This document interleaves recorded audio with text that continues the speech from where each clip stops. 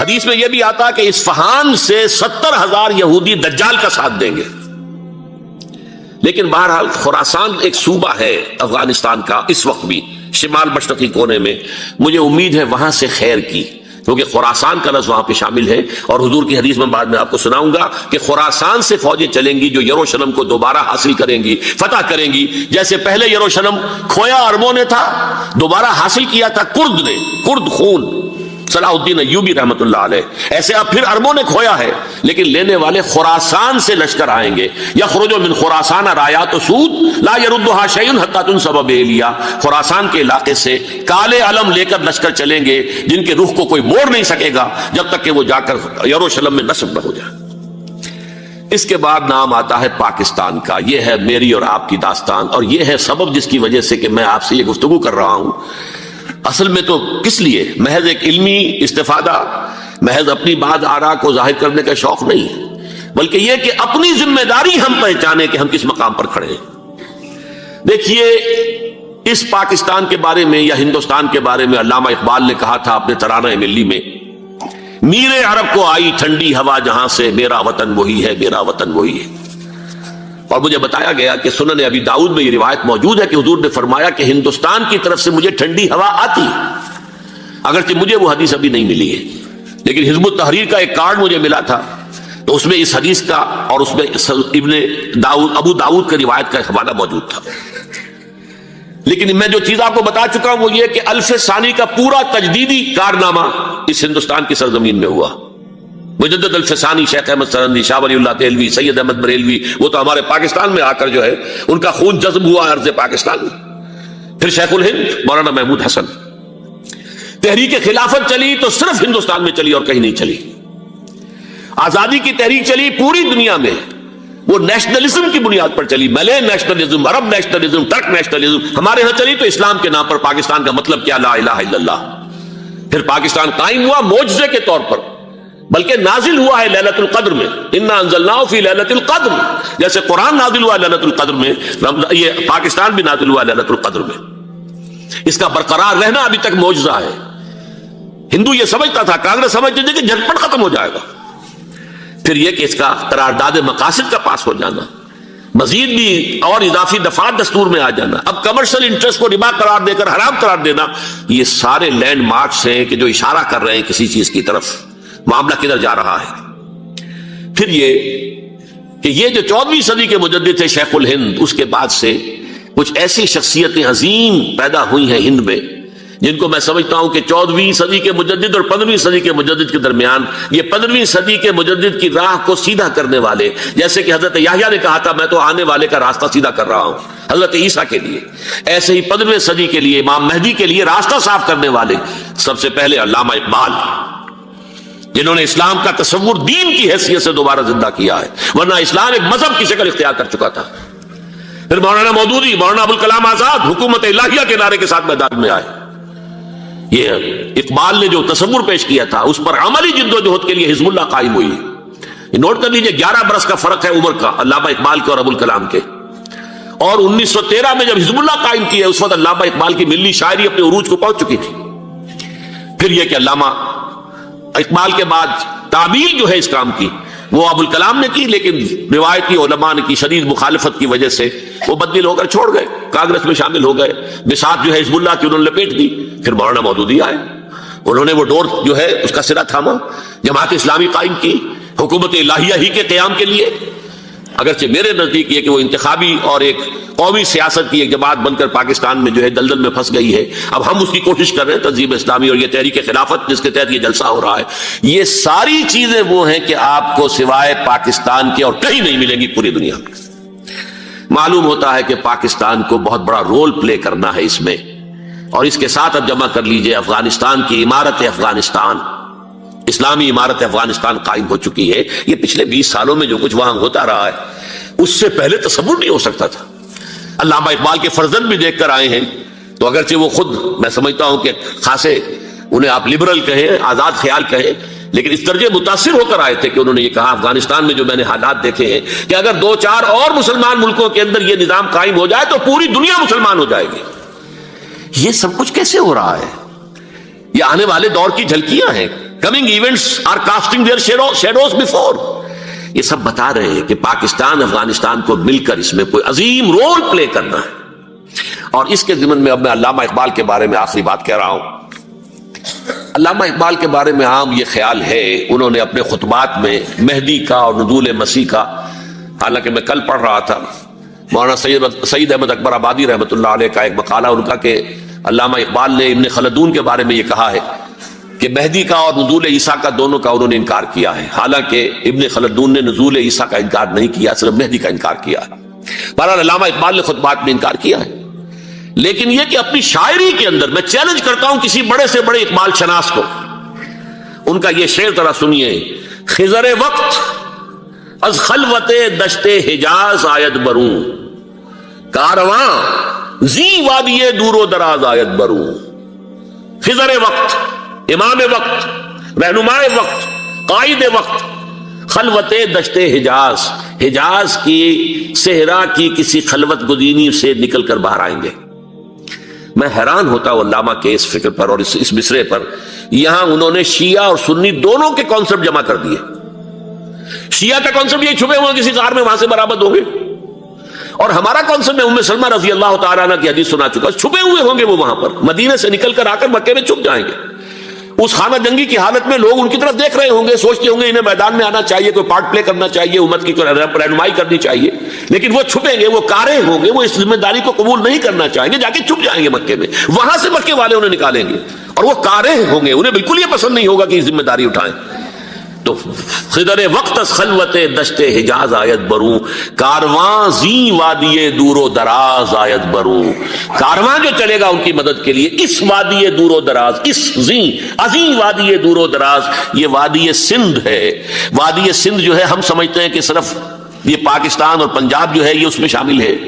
سندھ اور پنجاب نہیں، افغانستان کا پورا مشرقی علاقہ اس میں شامل ہے. جیسے دریائے جہلم سندھ میں جا رہا ہے، جیسے دریائے گلگت سندھ میں آ کر ملتا ہے، جیسے دریائے چناب اور راوی اور جہلم اور یہ سب جا رہے ہیں اور آ رہے ہیں، اسی طرح دریائے کابل کہاں سے آ رہا ہے، دریائے گومل کہاں سے آ رہا ہے، ٹوچی کہاں سے آ رہا ہے. یہ سارا جو ہے ڈرین جو ہو رہا ہے ایسٹرن جو ہے پارٹ آف افغانستان، یہ سب وادی ہے. اس وادی کے یہ دو حصے ہیں، ایک حصہ جو ہے یہ ادھر پاکستان میں ہے، اور اسی وادی کا دوسرا حصہ جو ہے وہ افغانستان میں ہے. کارواں زی وادی دور و دراز آیت بروں، کارواں چلے گا یہاں سے. یخرج ناس من المشرق یؤتون للمہدی، یعنی سلطان ہی مشرق سے فوجیں چلیں گی کہ جو مہدی کی حکومت قائم کریں گی. اور یخرج من خراسان رایات و سود، اور خراسان سے سیاہ پرچم چلیں گے کہ جن کا رخ کوئی موڑ نہیں سکے گا، حتیٰ تنصب بیلیا، یہاں تک کہ وہ جا کر یروشلم کے اندر نصب ہو جائیں گے. حضرات، میں ایک میری گفتگو کا حصہ باقی تھا لیکن میں اسے چھوڑ رہا ہوں، اس لیے کہ گلوبلائزیشن جو اس کی ہوگی، جو خلافت علی منہاج النبوہ کی تجدید کامل حضرت مہدی کے ہاتھوں عرب میں ہوگی، اس سے پہلے اس کے لیے محنت، کوشش، جد و جہد پاکستان اور افغانستان میں ہو چکی ہوگی جو اسے سپورٹ کرے گی اور وہاں جا کر حکومت قائم کرے گی. اس کے بعد گلوبلائزیشن کا جو مرحلہ اس کا ہے وہ حضرت مہدی کے ہاتھوں نہیں ہے، وہ حضرت عیسیٰ ابن مریم ان کے نزول کے بعد ہے، جن کے نزول کے بعد دجال کا خاتمہ ہوگا اور یہودیوں کا استحصال ہوگا. مسلمانوں پر بھی بڑی تکالیف عربوں پر آئیں گی، شدائد آئیں گے، لیکن یہ وہ میں حصہ ملتوی رکھتا ہوں کسی دوسری محفل اور کسی دوسری مجلس اور نشست پر. اب میں آپ کو ذرا اس جو انسانوں میں سے انسان دشمنی کا جن کا سب سے بڑا رول ہے، میں ان کی 2000 سالہ تاریخ کا آپ کے سامنے نقشہ رکھنا چاہتا ہوں. ان 1400 سال کا تو میں نے صرف 4 آپ کو پوائنٹس بتائے. موسیٰ سے عیسیٰ تک 1400 برس علیہ الصلوۃ والسلام، 2 مرتبہ عروج، 2 مرتبہ زوال. اشیریوں کے ہاتھوں پٹوائی، بابلیوں کے ہاتھوں پٹانا، گریکس کے ہاتھوں مرمت، رومنس کے ہاتھوں مرمت. یہ جو 2000 سال ہیں، کیونکہ اب تو ظاہر بات ہے 21ویں صدی شروع ہو گئی، 20 صدیاں حضرت مسیح کو پوری ہو گئی. پہلی بات نوٹ کیجئے، حضرت مسیح کی پیدائش ہے سن 1 قبل مسیح. یہ نقطہ آپ نے کبھی سنا ہے یا نہیں؟ جب ملینیم کا سلسلہ شروع ہوا تھا پچھلے سال تو میں نے بیان کر دیا تھا کہ ایک عجیب حساب کے اندر انہوں نے غلطی کی ہوئی ہے. حضرت مسیح کی پیدائش ہوئی 25 دسمبر کو، سن انہوں نے شروع کر دیا، تو اس کے بعد جنوری آئی تو پہلا سال شروع ہو گیا. اگر جنوری سے پہلا سال شروع ہوا تو یہ 6 دن جو ہے تو اس کے پچھلے سال میں تھے، لہذا کہا جائے گا کہ Jesus Christ was born 1 year before Christ BC. تو ایک قبل مسیح میں حضرت مسیح کی پیدائش ہوئی. یہ آخری اسرائیلی نبی اور رسول. یہودی علماء کی مخالفت، دشمنی، سولی پر چڑھوا دینا میں بیان کر چکا ہوں. سن 33 عیسوی میں جبکہ حضرت مسیح کی عمر 33 برس تھی، اللہ تعالیٰ نے انہیں زندہ آسمان پر اٹھا لیا. لیکن یہودیوں نے اپنے خیال کے مطابق انہیں سولی پر چڑھوا دیا، ان کی موت واقع ہو گئی. اگرچہ اس کے بعد یہ اختلاف ہے ان میں. یہودی کہتے ہیں وہ سولی پر چڑھ گیا، ختم ہوا، مر گیا.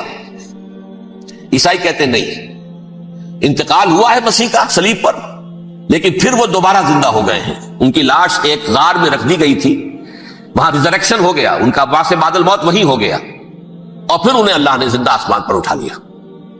تو ہمارے اور عیسائیوں کے درمیان نوٹ کر لیجئے، یہ چیز مشترک ہے کہ حضرت مسیح آسمان پر زندہ اٹھائے گئے. فرق کیا ہے؟ وہ سمجھتے ہیں کہ سولی دیے گئے، سولی پر مرے، پھر زندہ ہوئے، پھر گئے. ہم سمجھتے ہیں کہ نہیں، وما صلبوہ وما قتلوہ، انہوں نے نہ صلیب دے سکے انہیں اور نہ انہیں قتل کر سکے، بل رفعہ اللہ الیہ، اللہ نے اٹھا لیا. پھر ہمارا اور یہ اس کا عیسائیوں کا ایک اور اتفاق ہے، سیکنڈ کمنگ آف جیسس، حضرت مسیح دوبارہ آئیں گے. یہ عیسائیوں کا بھی عقیدہ ہے اور ہمارا بھی.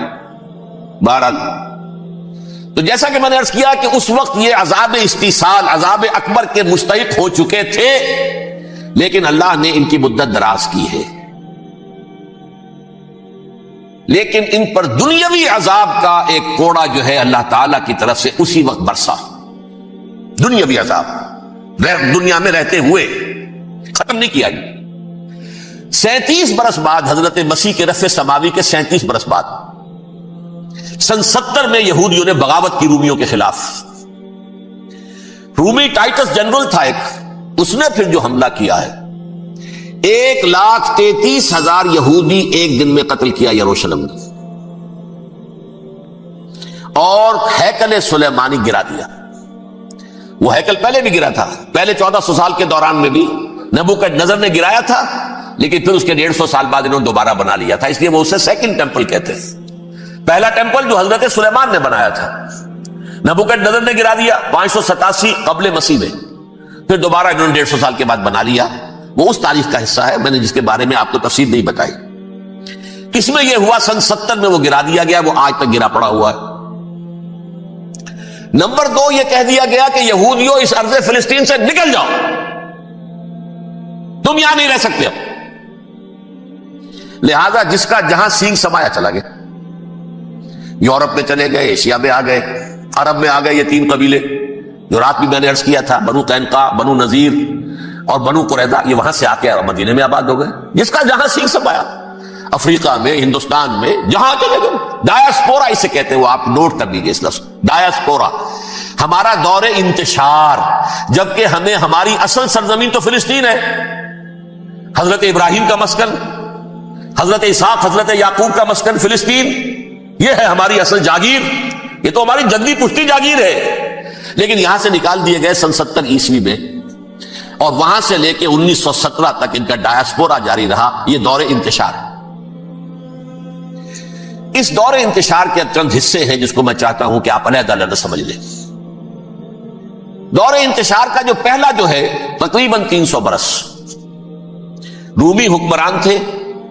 وہ یہودیوں کے بھی دشمن تھے اور عیسائیوں کے بھی دشمن تھے. عیسائی اور یہودی ایک دوسرے کے بھی دشمن تھے، لیکن رومی سمجھتے تھے کہ یہ ایک ہی تھیلی کے چٹے بٹے ہیں. رومیوں کے نزدیک عیسائی بھی یہودیوں ہی کا ایک فرقہ تھے، کوئی علیحدہ مذہب تو تھا ہی نہیں. لہذا رومی جو ہیں رومنز، وہ ان دونوں کو ستاتے تھے، مارتے تھے، اور یہ آپس میں لڑتے تھے. یہودی عیسائیوں کو مارتے تھے، عیسائی یہودیوں کو مارتے تھے. یہ ہے 300 برس تک کی تاریخ.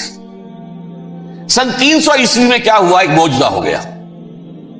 بہت عظیم ایمپرر کانسٹینٹائن، قسطنطین اعظم، رومن ایمپررز میں سے بہت بڑا ایمپرر، وہ عیسائی ہو گئے.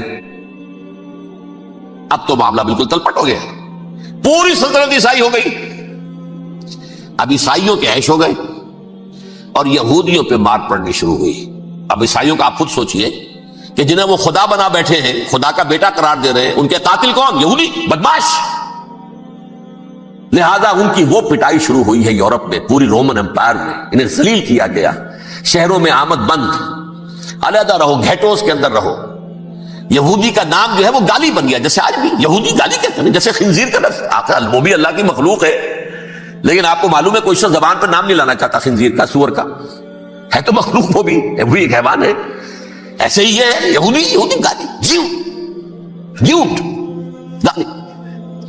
لہذا ایک طرف تو ان دونوں کے درمیان دشمنی، جس کو قرآن کہتا ہے وَأَغْرَيْنَا بَيْنَهُمُ الْعَدَاوَةَ وَالْبَغْضَاءَ، ہم نے ان کے مابین دشمنی جو ہے پیدا کر دی. اور جب یہ پوری سلطنت عیسائی ہو گئی تو قافیہ تنگ ہو گیا یہودیوں کا.